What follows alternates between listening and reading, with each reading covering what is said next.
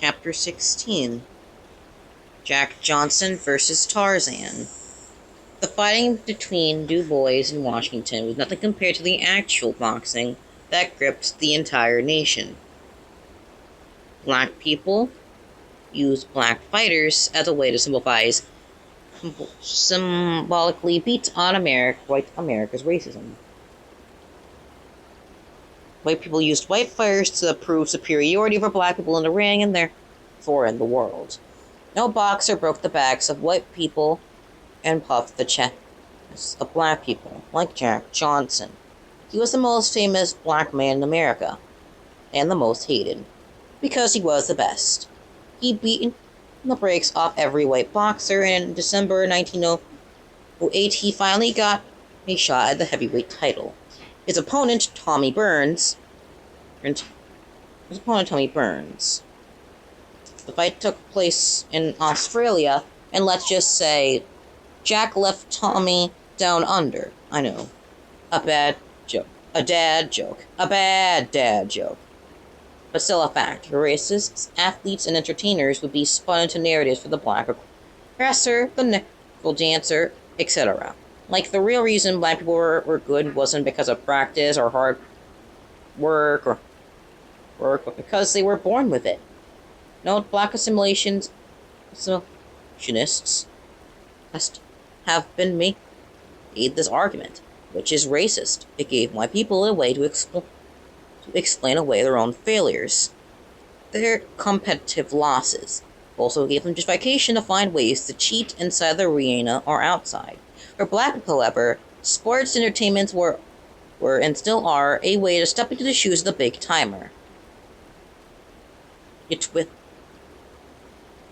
will be a way to use the athlete or the entertainer, Johnson, being both as an avatar, or the representative of the entire race, like teleportation machines, zapping black people, especially poor black people, from powerless to possibility.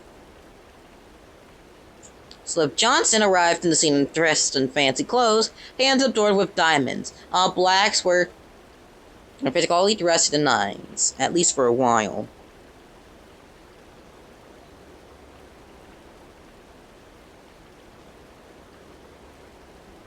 If Johnson talked slick to white men, saying whatever he wanted, all black people got away with a verbal jab or two in their minds. And most important, Johnson knocked out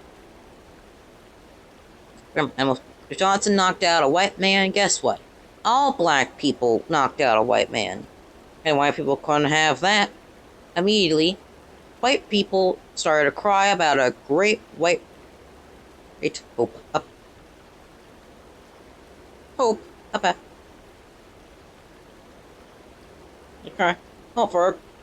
That hope was a retired heavyweight champion, James just retired. Their hope was someone who could actually quit the sport. I mean, come on. No need to build suspense. You know what happened? You know what else? I think not just his fighting, but set a lot off in the racist world.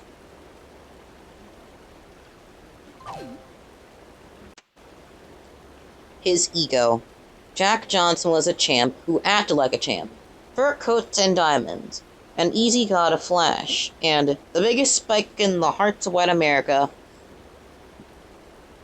Jack Johnson's wife was black. No. John Jackson's wife was white. Johnson had too much power. Power to defeat white men. Power to be with white women. And just like with the Haitian Revolution, white people were afraid all black people would feel just as powerful and there was a not go. So they figured out a way to get rid of Jack Johnson. To stop him, they arrested him on trumped-up charges for transflicking a prostitute, or a white woman, across state lines. He spent 7 years out of the country before turning himself in and doing a year in jail. By the end of Jack Johnson, still wasn't enough to make white men feel good about themselves. So a man named Edward Rice Burroughs wrote a book to reinforce the idea of white supremacy, to remind white men that Africans, black people, were savages. It was called Tarzan of the Apes. The basic plot was a white man named John Clayton is orphaned in Central Africa and is raised by apes. He changes his name to Tarzan, which means white skin. Tarzan becomes the best hunter and warrior, and he eventually teaches himself to read. Not to mention, being the best hunter and warrior means he's better than Africans. In the sequels and subsequent stories, he protects a white woman named Jane from being ravaged by Africans. Tarzan protects a white man named Jane from being... Wait. The same word for 7 and 8 is said twice. Get it?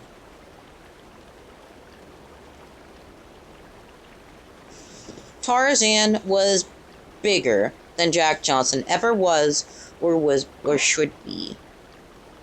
He became a cultural phenomenon, made into comic strips, movies, television shows, and even toys. I'm sure you've seen the old, TV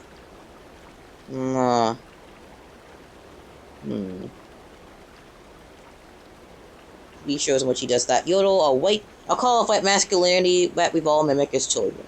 At least I did. End of chapter, 16.